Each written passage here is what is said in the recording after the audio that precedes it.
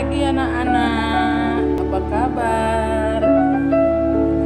Hari ini kita masuk pelajaran kita yang baru, yaitu tema 2, subtema 2 ya, bahasa Indonesia.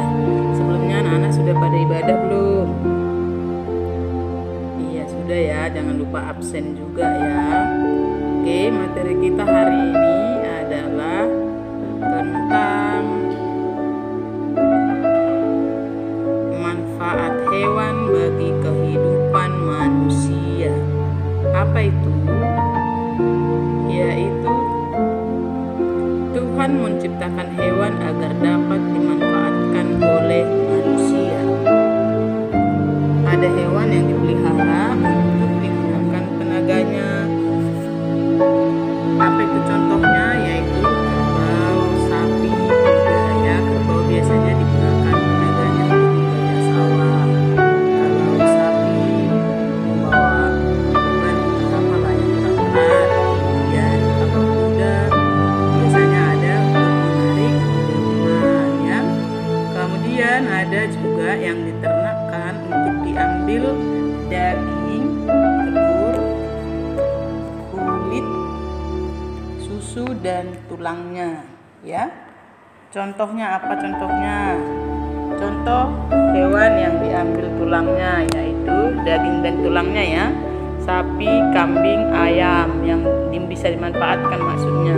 Ada tulang sop ya. Kemudian hewan apa yang diambil kulitnya? Itu biasanya ada buaya, ular, singa, harimau, walaupun sebenarnya itu sudah dilarang ya. Kemudian ada juga yang dimanfaatkan telurnya. Telur apa aja yang bisa kamu makan? Ada telur ayam, ada telur bebek, angsa, dan telur burung. Ada ya telur burung ya, burung puyuh. Kemudian susunya bisa dimanfaatkan. Susu apa yang biasanya itu? Ada susu sapi, susu kambing, dan juga susu kerbau. Itu dia manfaatnya bagi kehidupan manusia. Selain hewan yang diternakkan, ada juga tadi hewan ada pula hewan buas yang hidup di alam bebas. Hewan buas itu biasanya berbahaya bagi manusia ya, jadi nggak bisa dipelihara. Tapi ada juga yang ahli dalam memelihara. Kalau kamu nggak ahli, nggak usah dicoba-coba ya. Kemudian kita lanjut fabel. Apa itu fabel? Kita sebenarnya sudah belajar ini di kelas 2 juga udah belajar ya. Jadi untuk materi ini kamu hanya memantapkan pemahamanmu aja ya. Tidak usah ditulis lagi ini. Kamu tinggal pelajari ulang, dengarkan penjelasan ini supaya kamu ingat ya. Nanti kasih penugasan aja. Nah, fabel itu adalah dongeng yang tokohnya hewan. Iya, fabel itu tokohnya hewan. Kemarin kita sudah belajar jenis apa itu ya, jenis dongeng itu ada tentang hewan. Nah, tentang hewan disebut dengan fabel. Kemudian contoh dongeng fabel ya, namanya juga dongeng yang bercerita tentang hewan. Tokohnya adalah hewan. Yang pertama ada contohnya itu fabel semut yang kompak dan belalang yang licin.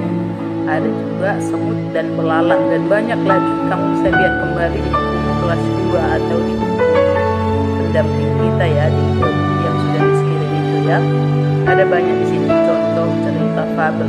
Yang intinya fabel itu adalah menceritakan tentang tokohnya adalah hewan, walaupun yang diceritakan kadang tentang kehidupan manusia, tapi tokohnya hewan.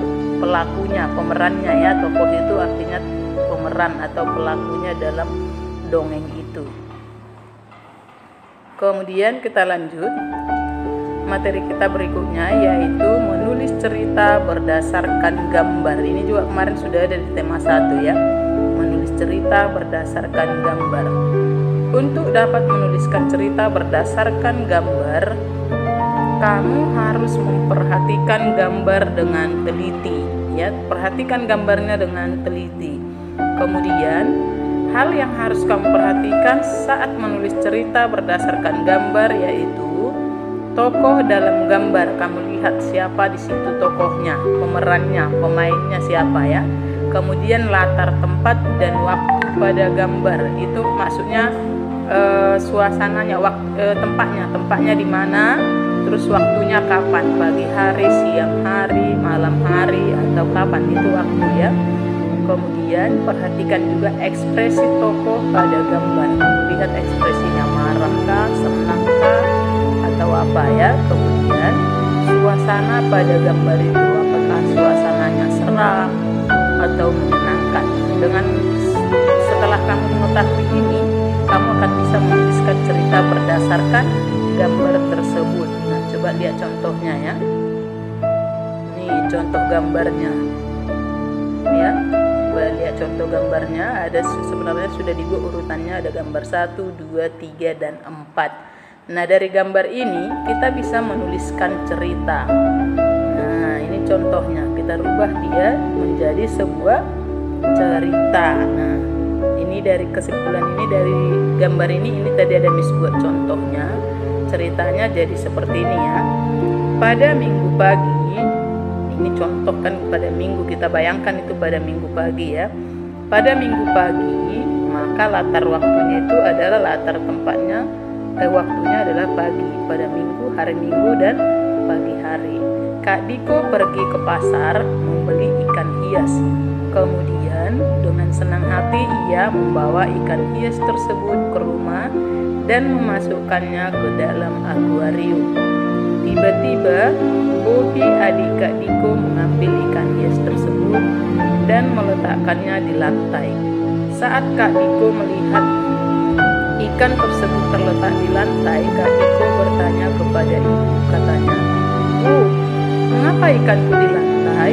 Dengan rasa takut, Bobby pun menghampiri kakaknya dan berkata, "Aku yang memindahkan ikannya, Kak. Kasihan ikannya kedinginan." Dengan nada kesal, Kak Diko menjawab Bobby, "Ikan memang hidup di air, Bobby." Nah, itu dia berdasarkan cerita yang bergambar ini tadi. Nah, dijadikan jadi seperti ini ceritanya ya. Oke, sampai di sini pelajaran kita ya. Ingat, yang ini untuk kamu pahami saja. Nanti ada penugasan, kamu cek nanti di Google Classroom di kelas kita ya.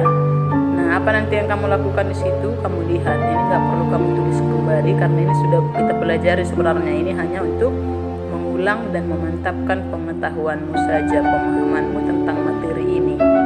Sekian pelajaran kita anak-anak, tetap semangat.